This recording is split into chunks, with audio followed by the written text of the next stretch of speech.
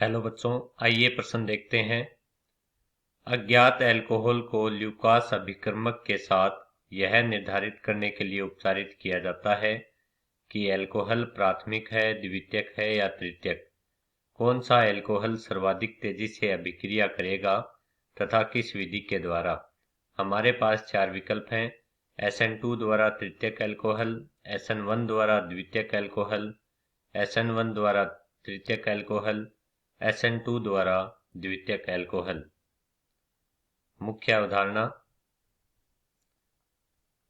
Lucas अभिकर्मक। Lucas अभिकर्मक का प्रयोग alcohol की पहचान करने के लिए किया जाता है। ल्यूकास अभिकर्मक होता है HCl plus ZnCl2। HCl plus ZnCl2 को ल्यूकास अभिकर्मक कहते हैं, जिसमें क्लोरीन परमाणु एक नाभिक स्नेही की तरह व्यवहार करता है। क्लोरीन परमाणु एक नाभिक स्नेही की तरह व्यवहार करता है, जो हाइड्रोक्सिल समूह का प्रतिस्थापन कर देता है।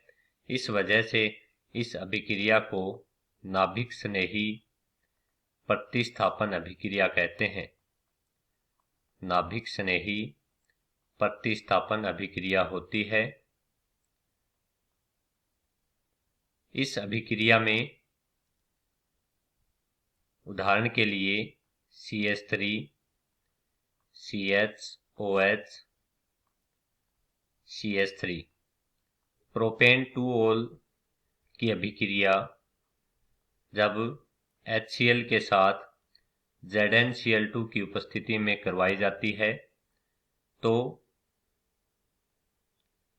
हाइड्रोक्सिल समूह पर H+ जुड़कर प्रोटोनेशन करता है, जिससे CH3, CH, OH2 पॉजिटिव और CH3।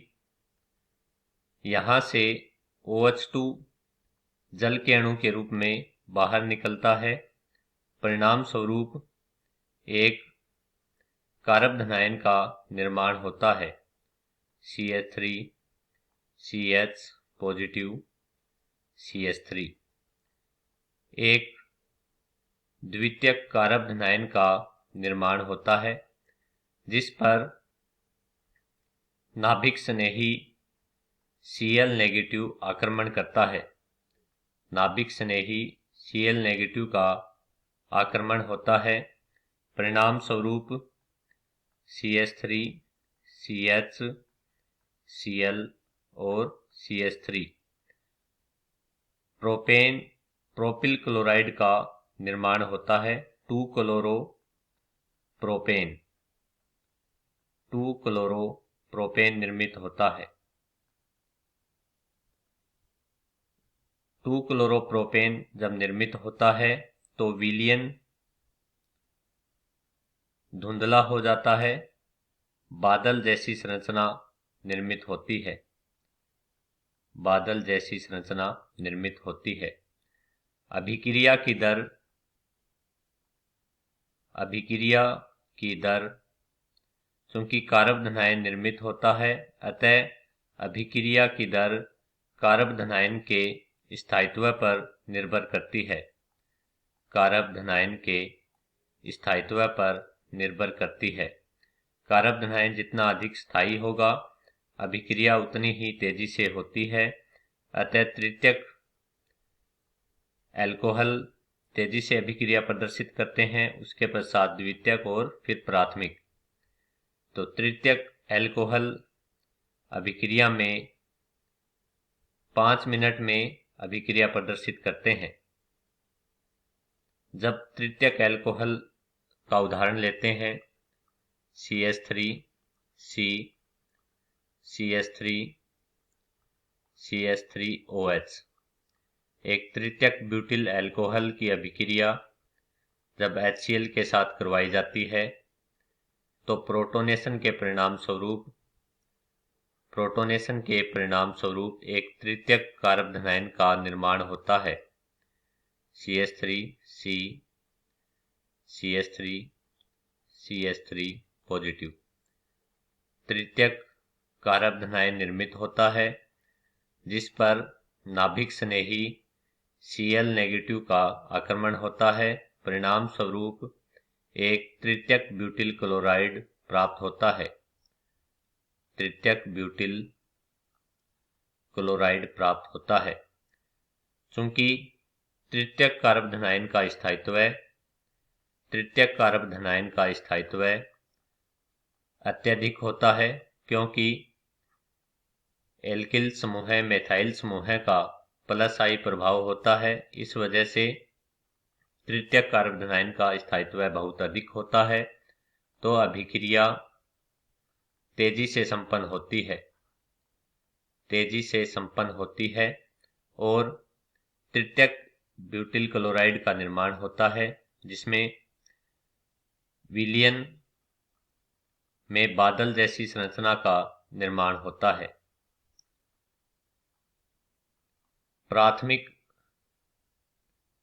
एल्कोहल की बात करते हैं तो CH3 CH2 CH2 CH2OH की अभिक्रिया जब करवाई जाती है तो सामान्य परिस्थितियों में कोई अभिक्रिया संपन्न नहीं होती, अर्थात विलयन में किसी प्रकार का परिवर्तन नहीं होता है। जब इसको गर्म किया जाता है तो गर्म करने पर अभिक्रिया संपन्न होती है और CH3 CH2 CH2 Cl प्राप्त होता है और विलयन में बादल जैसी संरचना निर्मित होती है। अतः कारबधनायन के स्थायित्व के आधार पर तृतीयक एल्कोहल तुरंत अभिक्रिया प्रदर्शित करती है, द्वितीयक एल्कोहल 5 मिनट के समय में अभिक्रिया प्रदर्शित करती है और प्राथमिक एल्कोहल कोई अभिक्रिया नहीं दर्शाती। तो अभिक्रिया चूंकि नाभिक स्नेही प्रतिस्थापन अभिक्रिया होती है, जिसमें पहले कारबधनायन का निर्माण होता है, उसके पश्चात नाभिक स्नेही का आक्रमण होता है, तो यह अभिक्रिया 2 चरण में होती है। इसे SN1 अभिक्रिया कहते हैं। तो हमारा सही विकल्प होगा SN1 द्वारा तृतीयक एल्कोहल। आशा करता हूं आपको अच्छे से समझ आया होगा। धन्यवाद।